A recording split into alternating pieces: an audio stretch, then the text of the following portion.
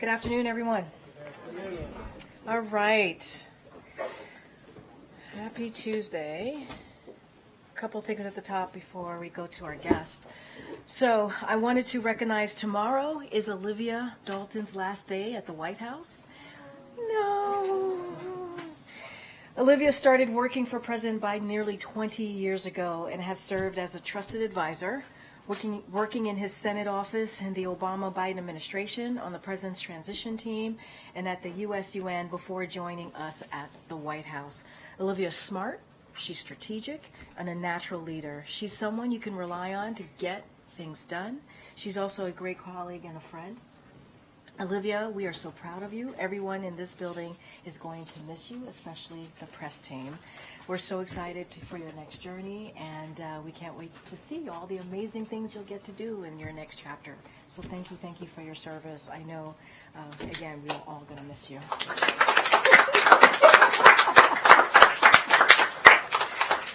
All right, and come back and say goodbye to Olivia today or tomorrow. If you have a moment.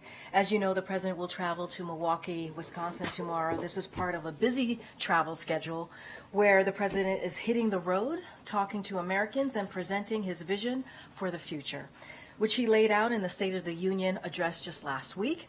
In Milwaukee, the president will share how this administration investments are rebuilding our communities and creating good-paying jobs.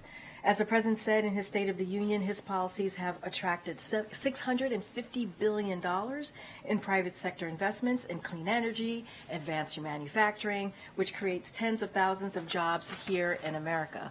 Because of the bipartisan infrastructure law, 46,000 new projects have been announced in communities throughout the country. As the president noted, some Republicans voted against these bills, but are still cheering when investments are announced in their own districts and also states. Ultimately, these investments are critical for all Americans, and we are looking forward to highlighting some of those investments tomorrow in Milwaukee. And finally, a word about the passing of David Mixner. David was a trailblazer in the fight for LGBTQ+ rights. His moral clarity never wavered, which is why he became such an invaluable confidant for so many, including presidential hopefuls, elected leaders, and voices of the movement for LGBTQ+ equality. Perhaps most importantly, he was deeply dedicated to mentoring the next generation of LGBTQ+ leaders fighting to create a better world. Those of us doing this work today, including myself, owe him a debt of gratitude. And now, truly, finally, I'm going to turn things over to our National Security Advisor, Jake Sullivan, who's here today to talk about the leaders of Poland, the meeting that the president's going to be having in a couple of hours, and also discuss the situation in Ukraine. Jake? Well, thank you, Karine. And first, I just want to say that it has been an absolute honor and privilege to work with Olivia, to have her as a teammate, to be in the foxhole with her these past few years. We're going to miss you terribly. So I didn't realize, actually, that you were being announced as your last day today. Now I'm going to do very badly at the podium because I'm sad about that. But I beg your indulgence because I have a number of things I want to say at the outset before I open it up for your questions, but I promise I will get to your questions. And before I turn to Poland and Ukraine, I want to start with Haiti and the situation there. I want to underscore that we remain focused on the challenging situation in Haiti, and we welcome the outcome of the meeting in Jamaica yesterday, which was led by dozens of Haitian stakeholders and was designed and, in fact, took steps towards creating an inclusive, broad, transitional presidential council. We're grateful for the leadership of CARICOM, to other international partners, and we can commend Prime Minister Henry for putting his country and Haitians first, agreeing to step down once this council is established. And as you saw, Secretary Blinken, who was there playing a critical role in that meeting in Jamaica, he announced yesterday additional support for the multinational security support mission to Haiti, as well as additional humanitarian assistance. And we urge others to do what they can to enable this Kenya-led mission to deploy in support of the Haitian National Police. We know there's a lot of work ahead, but these are positive steps to pave the way for the Haitian people to elect their leaders, stabilize their country, and determine their future. Now, turning to today's events, as you all know, President Biden looks forward to welcoming President Duda and Prime Minister Tusk of Poland for a joint meeting at the White House this afternoon. President Biden has twice traveled to Warsaw for historic visits in 2022 and 2023, and today he has the opportunity to repay the hospitality of the Polish people and the leaders of Poland. The leaders will celebrate the 25th anniversary of Poland joining the NATO alliance, which is more united, determined, dynamic, and larger than ever, now 32 nations strong after Sweden joined the alliance last week. This afternoon, the leaders will reaffirm their ironclad commitment to the NATO alliance and to our collective self-defense under Article 5. And they will coordinate in advance of the upcoming NATO summit, which will be hosted by President Biden here in Washington this summer. They will also discuss our shared support for Ukraine in the face of Russia's brutal war of aggression. As you know, Poland has provided significant security assistance to Ukraine. It's also played a critical support and logistics role for the U.S. and our allies and partners in a historic and unprecedented effort to supply Ukraine with the tools that it needs to defend Ukraine against this Russian imperial war of conquest. The Polish people have also generously opened their doors to about 1 million Ukrainian refugees. Poland's leadership has also demonstrated that, once again, in a very live and almost technicolor way, that Putin's illegal invasion has produced the exact opposite effect of what Putin intended. Today, Poland is spending nearly 4% of its GDP on defense, double the NATO commitment, and is serving as an anchor in a vibrant, vital alliance just when Putin thought he would divide and weaken the NATO alliance. Our bilateral relationship is also growing even stronger. Today, the President will share with Poland's leaders that the United States plans to move forward with a new $2 billion foreign military financing direct loan to Poland using previously appropriated congressional funds, and will offer to sell Poland 96 Apache helicopters. These and other initiatives will equip Poland with cutting-edge capability to defend itself while also strengthening NATO interoperability and contributing to American jobs. The leaders will also discuss the strong U.S.-Polish energy security partnership, the robust economic relationship between our countries, and the enduring importance of democratic values. I also want to provide an update about Ukraine. For 2 years, with the support of a coalition of more than 50 partners led by the United States, the people of Ukraine have remained unflinching against an adversary bent on their destruction. They've retaken more than half the territory that Russia occupied at the start of the conflict. They've repulsed Russia's attempts to take large swaths of Ukrainian territory, now 2 winters in a row. They've severely degraded Russia's Black Sea fleet, but they need our continued support, and they need it urgently. Ukrainian troops have fought bravely, are fighting bravely throughout this war, but they are now forced to ration their ammunition under pressure on multiple fronts. And we're already seeing the effects on the battlefield. When Russian troops advance and its guns fire, Ukraine does not have enough ammunition to fire back. That's costing terrain, it's costing lives, and it's costing us, the United States and the NATO alliance, strategically. So today, on behalf of President Biden, I'm announcing an emergency package of security assistance of $300 million worth of weapons and equipment to address some of Ukraine's pressing needs. This is possible because of unanticipated cost savings in contracts that DoD negotiated to replace equipment we've already sent to Ukraine through previous drawdowns. When we sent Ukraine weapons last year, we negotiated contracts to replenish those weapons in U.S. stockpiles. We budgeted the full amount of appropriated funds for those contracts. It turns out we negotiated well. Those contracts came in under budget, so we have a modest amount of funding available. And to put a fine point on it, we're able to use these cost savings to make this modest amount of new security assistance available right now without impacting U.S. military readiness. And the President has directed his team to use these cost savings. This emergency package that we're announcing contains a large tranche of artillery rounds and gimlers for the HIMARS. It is assistance that Ukraine desperately needs to hold the line against Russian attacks and to push back against the continuing Russian onslaught in the east and in other parts of Ukraine. This ammunition will keep Ukraine's guns firing for a period, but only a short period. It is nowhere near enough to meet Ukraine's battlefield needs, and it will not prevent Ukraine from running out of ammunition in the weeks to come. It goes without saying, this package does not displace and should not delay the critical need to pass the bipartisan national security bill.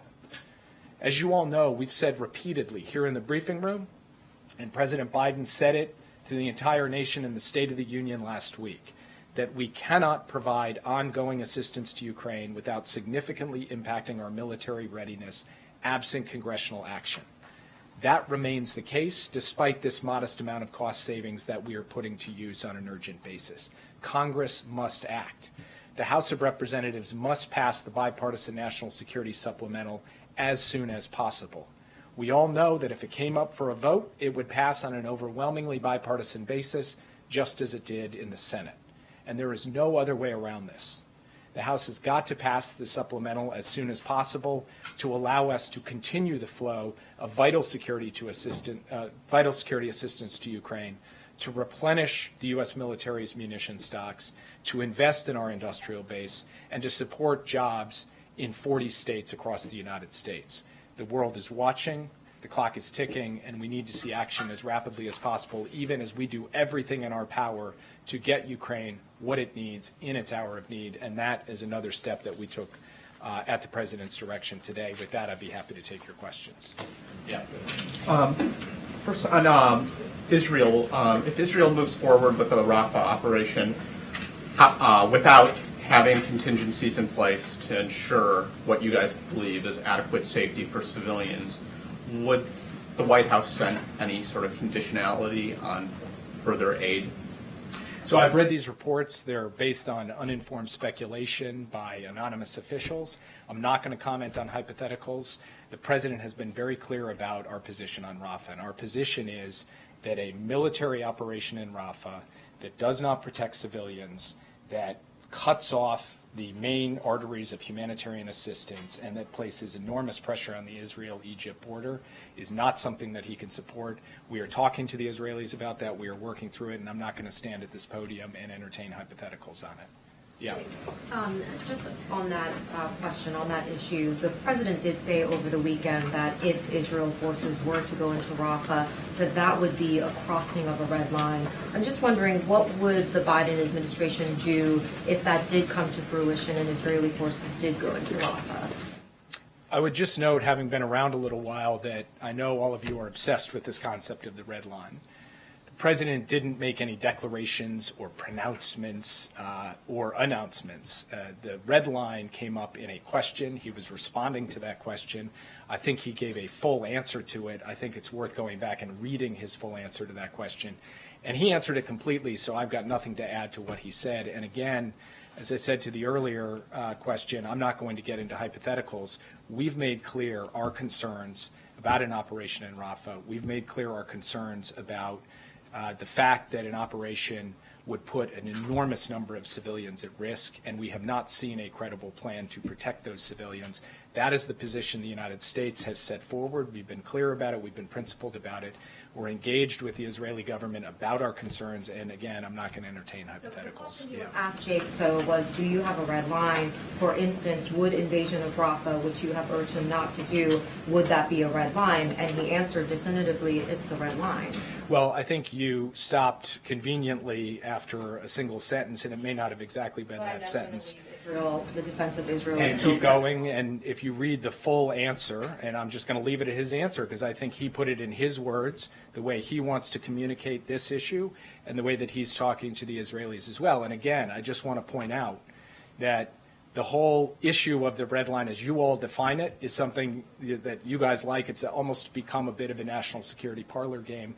For the President, he's really focused on the substance, on the policy, on his concern about the protection of civilians, and about Israel being able to sustain a campaign in a way that ultimately leads to an outcome in which the people of Israel are secure, Hamas is crushed, and there is a long-term solution to stability and peace in the region. He believes there is a path to do that, and that path does not lie in smashing into Rafah, where there are 1.3 million people, in the absence of a credible plan to deal with the population there. And again, as things stand today, we have not seen what that plan is. Yeah. Thanks, Jake. On Poland, you mentioned energy conversation. Do you expect that the U.S. will make progress or even maybe secure the second nuclear plant contract during these talks? And the president yesterday said that he didn't believe that additional additional U.S. troops were needed in Poland. That was a request that the Poles were bringing to this meeting. Could you talk through why he doesn't believe that that's necessary, considering the sort of geopolitical climate? Well, just to take a step back and look at the incredible array of assets the United States currently has deployed in Poland, including a permanent combat headquarters, including elements of brigades, including the largest complement of U.S. forces on the ground in Poland at any time. And that's in response to exactly that elevated threat that we see on the basis of Russia's invasion of Ukraine and its bellicose statements about NATO allies, including Poland. So we are looking at an enhanced, effective U.S. presence and a broader NATO presence in Poland and in the countries neighboring Poland. And at any time the president determines that additional capabilities are needed anywhere across the alliance, he's determined he's demonstrated the capacity to flow forces rapidly, as we did in the days leading up to the invasion, and that could be land, air, or sea. So the president looks forward to the conversation with the president and the prime minister today. He believes that we are postured well, that our deterrence and defense capacity, both in terms of boots on the ground and in terms of the plans that we have in place to defend Poland should it come to that, are strong. And he has also sent a very clear message, which he is backing up with our force posture, that every inch of NATO territory will be protected. With respect to the question of additional nuclear plants, we've had very constructive conversations with Polish counterparts. I don't have anything to announce from the podium today, but we do look to an ongoing deepening and broadening civil nuclear cooperation with Poland. And very quickly on TikTok, the president said yesterday that he would sign the House bill if it passed. Earlier, you guys had said you were broadly supportive but had some concerns. Can you outline what those concerns are, and are you confident that the House bill, which seems like it's teeing up for a vote, would stand up in court and be able to force the sale of TikTok? Well, first, I just want to be clear about what this bill is all about, because a lot of people are going around throwing around the words ban TikTok, TikTok ban. And the ultimate object of the bill is about a question of ownership. Do we want TikTok as a platform to be owned by an American company or owned by China? Do we want the data from TikTok, children's data, adults' data, to be going to be staying here in America or going to China? That is the fundamental question at issue here, and the president is clear where he stands on that fundamental issue. Then in terms of how that gets implemented precisely, that's something that we have continued to stay in touch with the Congress on. And obviously, as you've seen, there's been an overwhelming bipartisan vote in the committee. Now it will come to the floor, and we'll see what happens in the House, and I'm not going to get ahead of that. Yeah. Thanks, Jake. So in response to what the president said about the red line, Prime Minister Netanyahu, he ultimately sounded like he vowed to defy what the president said. He said he would press ahead with an invasion of Rafah. So is the president losing influence with Netanyahu? Well, let's just take a step back. You've got the president who, from the very first day that this crisis began, and let's remember, it began with a horrific, vicious, brutal assault by Hamas on the people of Israel, killing 1,200 people, raping and pillaging and causing the most death since the Holocaust for the Jewish people.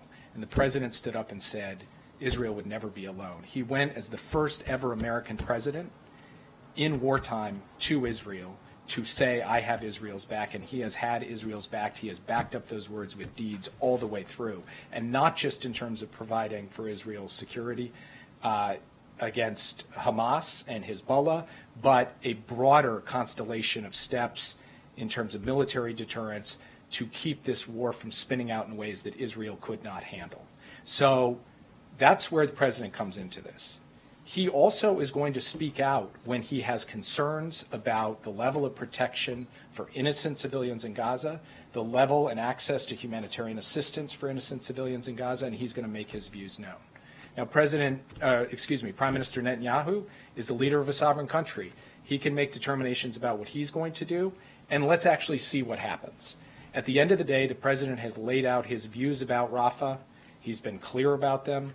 And that's not just true publicly, but privately we've communicated with the Israeli government on this. We intend to continue to communicate directly with the Israeli government at every level, including between the president and the prime minister, and we will see where things go from here. So we believe that the president has the capacity to engage his Israeli counterparts in an effective way, and Rafah is one element of that. There are other elements as well. And so far, from our perspective, the real issue is what happens on the ground, not so much what happens in the back and forth of words. Communicated in the public sphere. The records show that they haven't spoken on the phone for nearly a month. Why is that?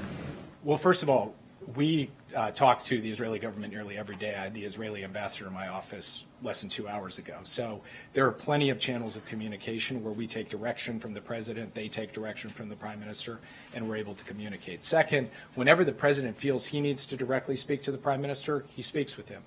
And undoubtedly he will speak with him again. And then third, if you'd prefer not to have public communication on this issue, I'd be happy not to take any more questions on Israel and Hamas. So that would be just fine. The president, I'm sure, would be happy to do that too. Yeah. Two quick ones for you, Jake. Are there any plans for the president to speak to the family of Itai Hen? I don't have any plans to announce right now. And on Haiti. But I would just like to say on that front, the president has met with Ruby Chen, Itai's father. He's met with Itai's brother. He's had the opportunity to sit with them here at the White House. I've had the opportunity to meet with Ruby and other members of Itai's family 6 times. This hits hard for us, this news. It hits hard for the president, it hits hard for me, it hits hard for a wide number of people who you guys have never heard of in the U.S. government who are working tirelessly for Itai's release.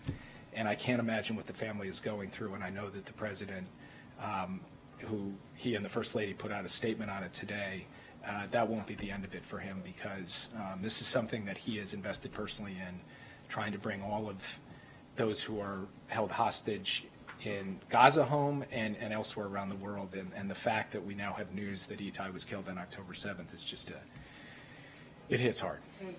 In that realm, given that now another hostage, or believed hostage, is now confirmed dead, what does that say about the fate of the others? Does this give any more hope, less hope that others will be found alive? Look, we've been straight with you from the start, that we haven't been able to tell you the condition of the hostages, whether they are still alive, whether they're in decent health, whether their injuries are causing grave concern. All we can do is work every day to try to generate a deal that gets all of the hostages home, and for us, especially the American hostages home. We are working at that around the clock. The president calls me every single day asking me for an update on those efforts, and they continue as we speak today. And we're not going to rest until we get everyone home. And I will just reiterate what we've said all along. We can't know until we get confirmation, either by having someone safely out or getting the terrible news that we got about Itai, what exactly the situation is, and we will be straight with the American people every step of the way. On Haiti, real quick. Thanks, Jake. Can you respond to calls from Senator Sanders as well as some Democrats about stopping providing weapons to Israel until some of the restrictions for humanitarian aid to get into Gaza? Well, first, we share the goal of getting more humanitarian aid into Gaza. The president made that a central theme of his speech. The State of the Union last week. We are taking steps ourselves, including this temporary pier and the airdrops that are ongoing. We just had our 7th airdrop today. We're also working with the Israelis to increase the throughput of humanitarian assistance by ground, both through Kerem Shalom and through a new crossing where we had the first trucks get in last night, and we need to see more where that came from. Second, we've made clear all along that our policy to date has not involved the kinds of steps that you're talking about. And we also have said that we're not going to engage in hypotheticals about what comes down the line. And the reports that kind of describe what the president's thinking on this are uninformed speculation. One of the things that they say is that the restrictions are a violation of the Humanitarian Aid Corridor Act. Do you agree with that assessment that it is a violation of the Humanitarian Aid Corridor Act? And have you had a discussion with the ambassador or any other officials about that potentially being a violation of that act? So first, we believe that we are complying with U.S. law in every act that we have taken throughout this war, and we will obviously continue to do so. Second, the President actually signed a National Security Memorandum, National Security Memorandum 20, which speaks to both compliance with international humanitarian law and the conduct of military operations, and the need not to unduly or arbitrarily restrict humanitarian assistance from going in. So it's something that's very much a priority of his. We'll stay focused on that, and we will make sure that everything we do complies with our law, but also complies with the policy that the President has set out and the priority he places on the provision of humanitarian assistance. Yeah. Jake, does the package that you're announcing today for Ukraine include ATACMS? And on Israel, can you give us an update on the hostage talks and the potential for a temporary ceasefire before Ramadan? So I've got no announcements for you on ATACMS today. When it comes to the issue of the hostage talks, one of the things that I have found somewhat absent from the coverage is that what we are talking about in the first phase is women, elderly, and wounded civilians. Those who would like to see a ceasefire in Gaza, a ceasefire is on the table today for 6 weeks to be built on into something more enduring if Hamas would simply release women, wounded, and elderly. And the fact that they will not do so says a lot to me about Hamas's regard for innocent Palestinian civilians. The fact that they are holding on to those folks and refusing to release them, and refusing to step up and say that we could get this ceasefire in place, which not only would bring calm to the fighting, but also would create an enormous opportunity to flow humanitarian assistance in much greater quantities, because a significant part of the problem on the humanitarian assistance front, as you know, has not just been getting trucks into Gaza, but getting trucks around Gaza, because it is difficult to move them in light of all of the fighting. Now, we've also encouraged Israel to stay at the table, stay engaged, because we believe that there still is scope for this deal to get done, notwithstanding the fact that we have entered the Ramadan period. Bill Burns was just out in the region actively pushing on this in Qatar and Egypt. Secretary Blinken is deeply engaged in this. I am, Brett McGurk is, and the President himself has been making phone calls to regional leaders trying to move this along. So we will stay at it. We are determined to try to generate a ceasefire for at least 6 weeks with the hostages coming out, and then try to build on that into something more enduring.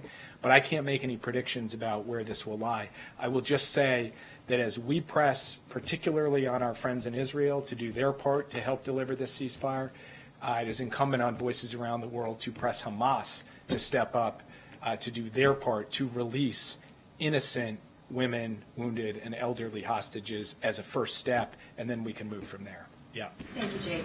Is it the position of the United States government that Hungary, a NATO ally, is a dictatorship?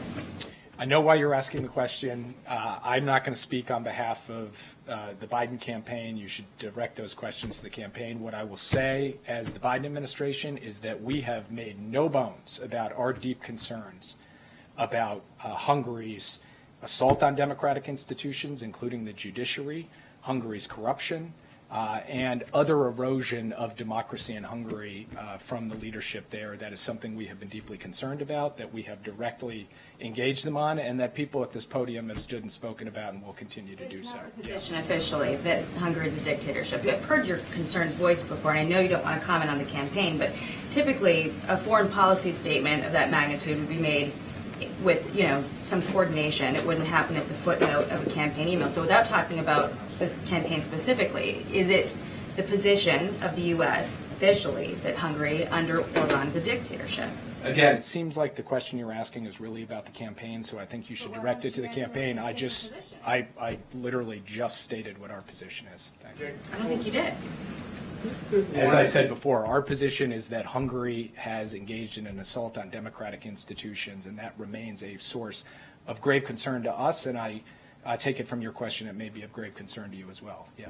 Thank you, Jake. One on Gaza and then a quick one on Haiti. There's actually a breaking report from the region It says that Hamas reportedly agreed to a modified U.S. initiative for a ceasefire deal and gradual return of internally displaced persons in the Gaza Strip, citing a Hamas official. Have you heard anything about that? I have not. So if there is an offer from Hamas to start releasing prisoners as part of a ceasefire deal, that would be welcome news. It's not something I have heard yet, but as I said before, we have been encouraging both sides to move on this, and we've been encouraging the world to put some pressure on Hamas, and obviously I'll look into that report. Quickly on Haiti, did the U.S. wait too long in its support of Prime Minister Henry, given that he had been accused of being involved in the plot to assassinate President Moïse, and how can the U.S. avoid getting dragged further into this conflict? Ultimately, decisions about Haiti should be made by the Haitian people. That's why we supported a conference in Jamaica that was led by Haitian stakeholders, not led by the United States, not dictated by us. It's not for us to make the call on who leads Haiti. It's for the Haitian people to make that call. And we've been proud to support the effort that was undertaken yesterday. We hope it will move forward. And seeing what Prime Minister Henry did, not because of a U.S. diktat, a decision he made, is something we support because we think it does take into account the best interests of Haiti and the Haitian people. Yeah. Give me turn, sorry, on Lebanon. So we have seen lately a new level of escalation on the border between Israel and Lebanon, and also there was a missile fell by mistake in the Christian areas by a plane passing by, Israeli plane, and the escalation has taken a different approach now. What are you doing to accelerate, not to get this conflict get out of hand, and we see an expansion in the region? Also, innocent people maybe will suffer from that. This is something we've been focused on since the start of the conflict, and we would like to see an end to the cross-border attacks between Hezbollah and Israel. But of course, let's recall how this all started. It started with Hezbollah firing on Israel in solidarity with Hamas. So one way to move forward here, of course, would be for Hezbollah to stop firing at Israel. Secondly, we need to work on a long-term solution to this, consistent with past agreements and consistent with the principle that the people who have been displaced from their homes can return to them, and that there not be a future enduring security threat on that border. That's what we're working towards with both sides.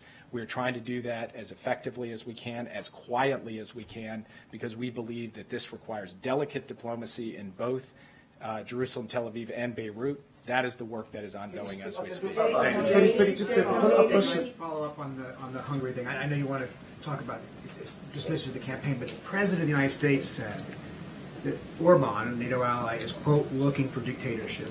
The foreign minister of Hungary then summoned the U.S. ambassador to answer for it and says that these were lies and an insult.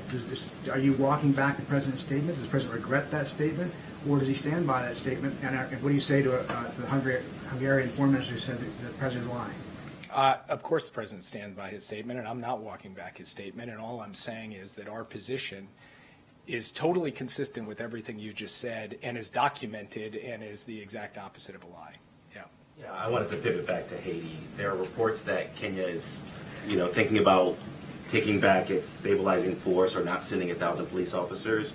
I wonder what the United States plans to do to address the power vacuum in Haiti, and is there a contingency plan for if Kenya does in fact step back? So we've had good constructive conversations with Kenyans. I'm not going to speak on their behalf, but we continue to support their effort to plan for and operationalize this mission and add additional partners. And in fact, in the last several days, additional partners have stepped forward to say they also are prepared to participate in this. So we remain hopeful that this mission can go forward and can go forward effectively. But of course, at the end of the day, the question you're posing is probably best directed to Nairobi rather than to this podium. But I will tell you that the level of partnership engagement and the depth of it that we've had with Kenya so far has been exemplary.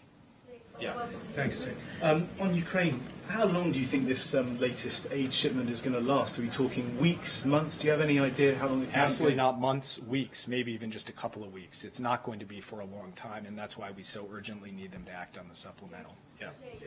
In regards to today's meeting that the President is having today with his Polish counterparts, on Friday, Poland's foreign minister said that NATO military personnel are already present in Ukraine. Can you clarify that? Can you quantify that, please? I'm sorry, who said that? Poland's foreign minister. I didn't see that remark, so I'm not sure what he's referring to. The U.S. will not have boots on the ground in Ukraine. We don't intend to do so. We don't plan to do so, and I'm not sure what he's referring to. Yeah, thanks, Jake. With the Chan now determined to have died on October 7th, how many Americans or dual citizens are now believed to be held hostage currently in Gaza? We believe that number is 5. It was 6. We believe it is now 5. Yeah. Back on the Ukraine aid, can you say when the weapons and equipment will get there, how quick of a turnaround this will be? And does the White House anticipate more cost savings like this that could result in another package in the near future? Well, as my friends at DOD like to remind me, we can't plan on cost savings. So we can't plan on any future drawdowns being available on the basis of cost savings. So we're not anticipating that. It's not built into what we're looking for. Of course, we didn't plan this one. We got it. We got it in part, for example, because we had budgeted around for 155 at $130, and we managed to negotiate a contract at $93, and there are other examples like that. So it is not part of our current planning that there will be another opportunity beyond this one to get this kind of cost savings. And we can move this stuff fast. We have proven that over time. We have built a logistical pipeline and backbone to be able to do that. I can't give you a precise estimate for operational reasons, but it's going to move very quickly. Yeah. Chief, you have a long foreign policy experience. So if you look back, do you think that Hagen, Netanyahu, and his extremist government, including an openly racist member like Ben-Gvir, supplying them with lethal weapons that killed 70% of women and children, excluding the defensive weapons, was it successful? And do you believe that American national security now is at risk, as we heard some testimony yesterday at Congress, because of the war, how was it conducted? So what I didn't hear at all in your question was anything about Hamas, who conducted a grievous attack on October 7th. Hamas, with due respect, killed, I'm asking you here. Yeah, but if I'm there, but I'm asking you here as a national security advisor. But what has been the purpose of our policy since October 7th? A fundamental part of our policy since October 7th has been to help Israel defend itself against a group that authored the worst massacre of the Jewish people since the Holocaust, and had its leaders go out after that and say, we're going to do October 7th again and again and again until Israel no longer exists. And from our perspective, Israel had a right and an obligation to take action against Hamas. And Hamas created a set of burdens on Israel's military operations that are nearly unprecedented by hiding among the civilian population. And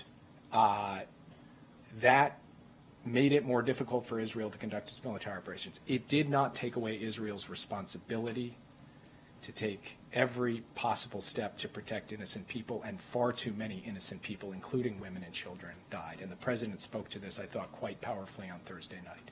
And we are very mindful of it. And every one of those deaths is a tragedy. And we have said Israel has to do more when it comes to the protection of civilians. And we've spoken today at some length about Rafah.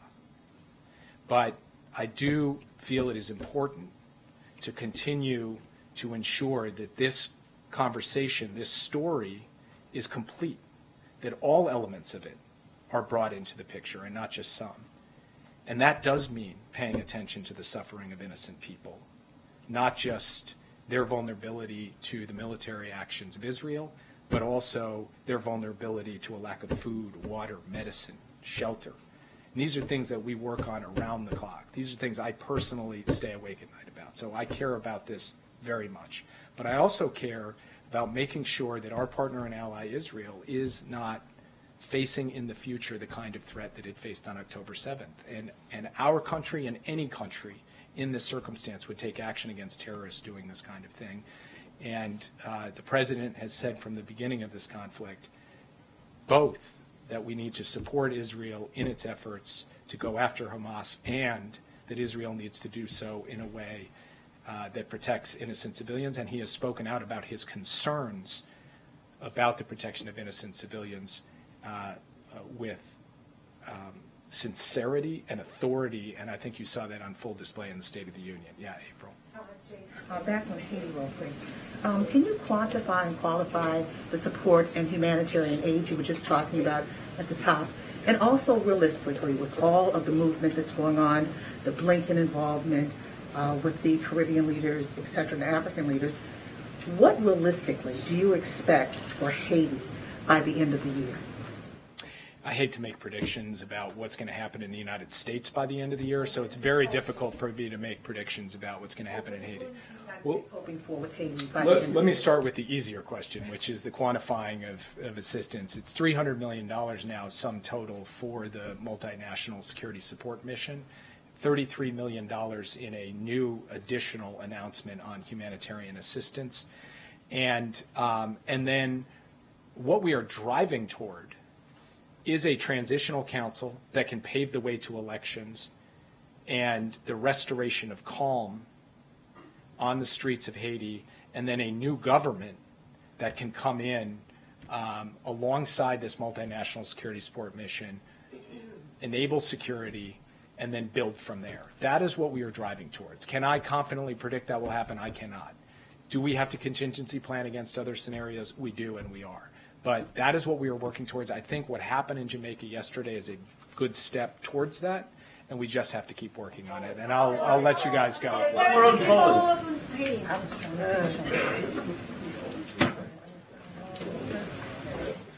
Thank you so much, Jake. Okay, Amr? Thanks. I just wanted to ask first about her report. President, a few weeks ago now, was pretty indignant and saying the special counsel inappropriately raised the death of his son in the interview. The transcript as it's come out, it seems there's a little more space in there for that. Does the president regret the outward anger that he displayed towards the special counsel about that? So just a couple things. My colleague addressed earlier the transcript, so certainly would refer you to him, and that's my colleague at the White House counsel's office. As it relates to, I know some of you want to ask about the hearing that's currently going on. It was going on when I walked out here. My colleague at the White House counsel's office is planning to take questions. He's going to gaggle right after the hearing wraps up today. So I know that he is going to continue to be responsive, so he will be able to take your questions. But we want to wait till the hearing is completed, and once that's wrapped up, he'll be right at the sticks doing a gaggle. I believe at the sticks, maybe not, but he is going to do a gaggle. Is the president monitoring the hearing? The president is obviously meeting, as he does every day, meet with his senior advisors, senior staff. Is preparing for tomorrow's trip. As you know, he's going to be going to Milwaukee, Wisconsin. I cannot speak to what the president is keeping track of or watching. Obviously, he'll get updates on it or get updates himself as the day goes by. But he's focused on the American people and tomorrow's trip, obviously. If I could ask you something unrelated, annual inflation ticked up to 3.2% in February. How concerned is the White House, given that the president has been saying that the Federal Reserve should be cutting rates because of lower inflation? So a couple of things. So let me just answer your first question first, which is, look, the president in the State of the Union was very clear. We have more work to do to lower costs for hardworking families, and so that is something that we're going to do. Obviously, also middle class, and that work continues. But just a couple of things, as you know, we've talked about this, and I think it's important to note this. Inflation is down 2/3, and we have the lowest annual core inflation since May 2021. Prices fell over the last year for gas, milk, eggs, chicken, appliances, and also used cars. Wages are rising faster than prices over the last year since the pandemic, and forecasts broadly expect progress on inflation to continue over the rest of the year. And so that is important to note. And like I said, there's more work to do. We're going to continue to take on big pharma to lower prescription drugs and healthcare costs. We're going to crack down on price gouging. You hear talk about junk fees. The president talked about that last week. And so also lowering housing costs, which is something that the president obviously spoke about very recently. Look, I also want to, as you asked me about the second question, the Federal Reserve, I just want to be really clear. Unlike previous presidents, the president does very much believe on the importance of the Fed being independent. And as you are asking me a specific thing that the president President said last week. He was simply commenting on a widely accepted market view, that he was not saying what the federal policy should be, but it was regarding the interest rates, obviously a widely market view. So I just want to be super, super mindful because we do very much respect the independence of the Fed. Thanks, Karine. What's been the president's reaction so far to the Robert Hur testimony? I don't have anything to share on that. Like I said, my colleague from the White House counsel is going to do a gaggle once the hearing wraps up. I'm not going to speak to the president's reaction. And the president has said that he would sign into law the bill that could have TikTok banned. If the president is so concerned about the national security risks around TikTok, why is he posting on the platform? So I'll say this.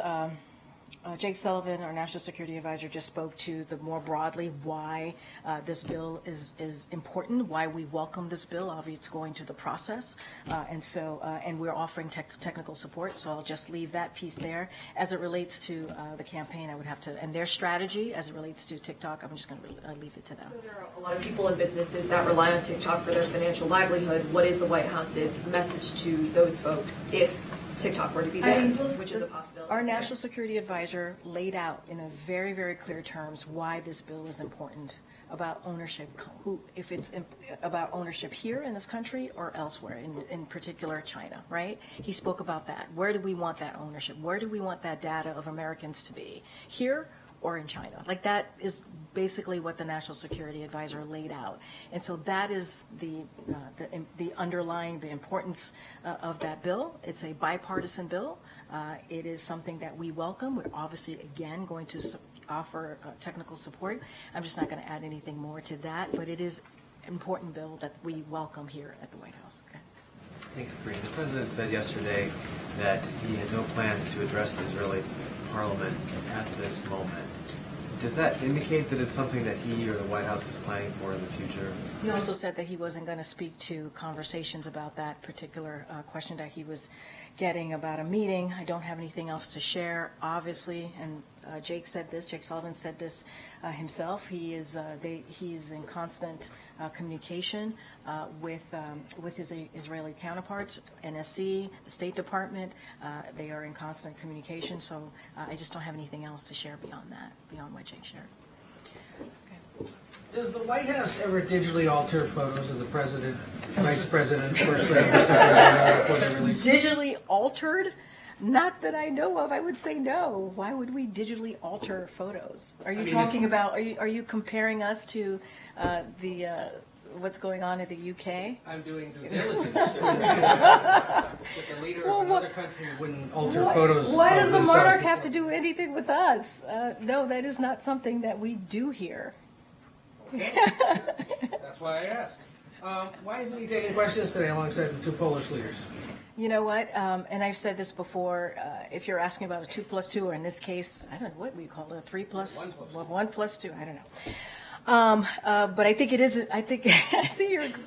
But I think it's, look, I actually think it's important that we have the two leaders of Poland here. I think it shows unity, and I think that's important to show. And also, obviously, it's a part of the meeting is celebrating the 25 years of Poland being part of NATO. And you heard Jake lay out the importance of this meeting, especially as it relates to Ukraine and other important agenda items that both the U.S. and Poland are engaging on. Obviously, you'll see them shortly.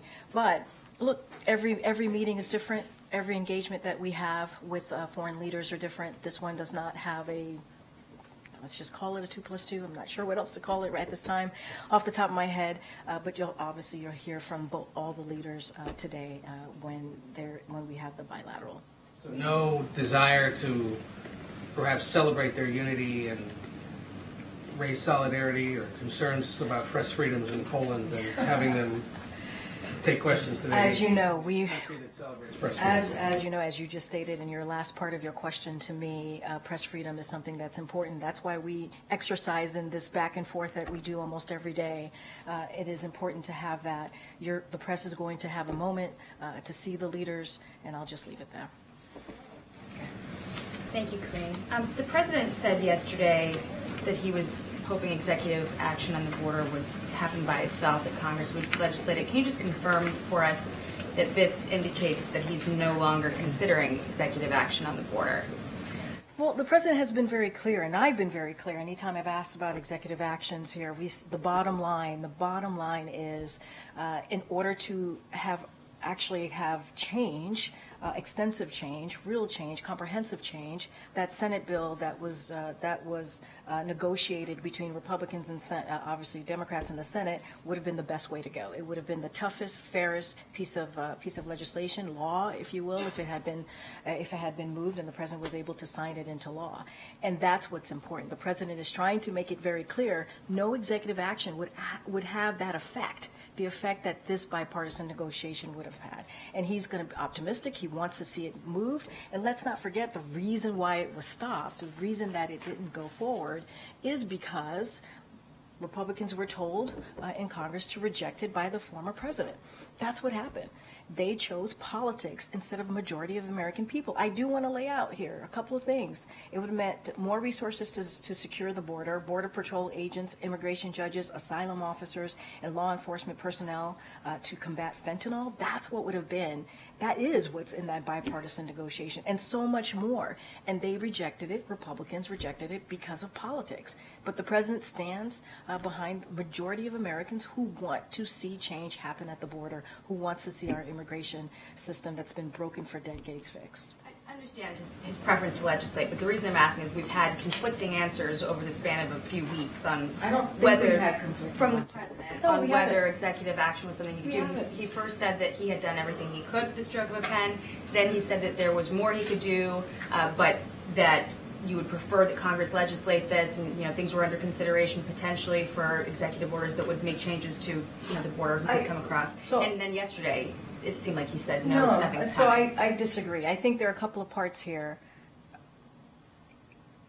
You're asking me if there's executive actions that we can take, and what we're saying is there are no executive actions that would have done the work or would have actually been able to deal with the issue that's happening at the border and starting to really fix the immigration system than the bipartisan bill that came out of the Senate, negotiation that came out of the Senate. And we are saying that that's the best way to go. We are always looking at options. We have said this. We're always looking at options, executive actions, right, to see how to move forward. But we believe, fundamentally we believe, and it is proven by what is in that negotiation, that the way to move forward is to actually move forward with what could have been the toughest, fairest law that we've had in some time. So we're continuing to call for that. We always say, we always aren't off the table. We always say that. I understand what you're saying about the bill. I do. But yes or no? But you're not.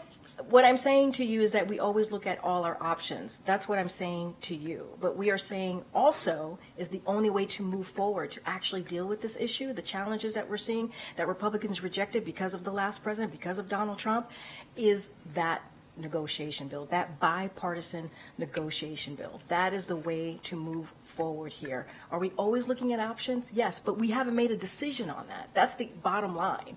We have not made a decision on that. But we want to see this bipartisan Senate negotiation proposal move forward that Republicans are rejecting because of Donald Trump. They are putting politics ahead of what works for the American people, what the American people actually want to see. And very quickly on a different subject, why was the president in that interview using the Gaza Ministry of Health, just run by Hamas, their numbers on the death toll in Gaza? There was a 30,000 figure that he cited on MSNBC. The last time he cited Hamas numbers, officials here dismissed it as a reference to publicly available data. But I would assume that the U.S. has its own assessment of what the death toll is. We've been very clear here. There are public available data that you all also are taking a look at, that we are citing as well. That's what we're talking about. That's what the president. You could use whatever you want. I'm just saying that. But we have said, we've been really clear. There are publicly available data that showed, sadly, how many deaths that we have seen in Gaza. And the president has been very clear. There's too much. It's tragic. It's tragic what we're seeing. And the president's going to continue to speak to that. Go ahead, Gabe. Karine, quickly on SB 4, that law in Texas that would allow local police to arrest migrants today. The Supreme Court extended the order blocking that until at least next week.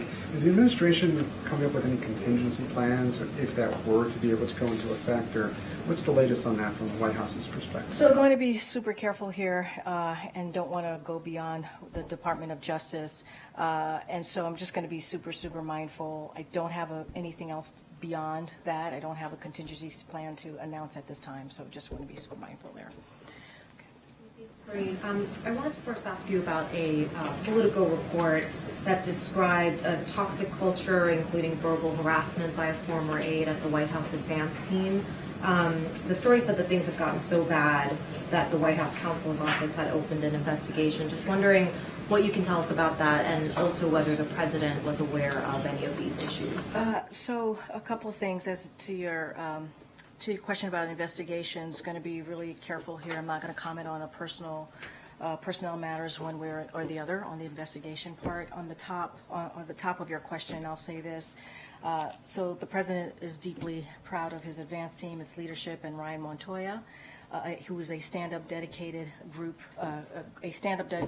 whose expertise, camaraderie, and professionalism have been critical to his 242 domestic and 31 international trips, flawlessly executing events in unprecedented environments, ranging from multiple active war zones outside of American control to a once-in-a-century pandemic. So he's grateful to everyone who has served and is serving on an unmatched team that represents the diversity of the country, as they have fought every day to help him bring his message to the American people and to the entire world. I'll just leave it there for now. I'll just leave it there. Can you say whether the president has been made aware of any? The president is aware. I mean, I just laid out how the president feels about his team and everyone who's worked for him, everybody who's worked for him.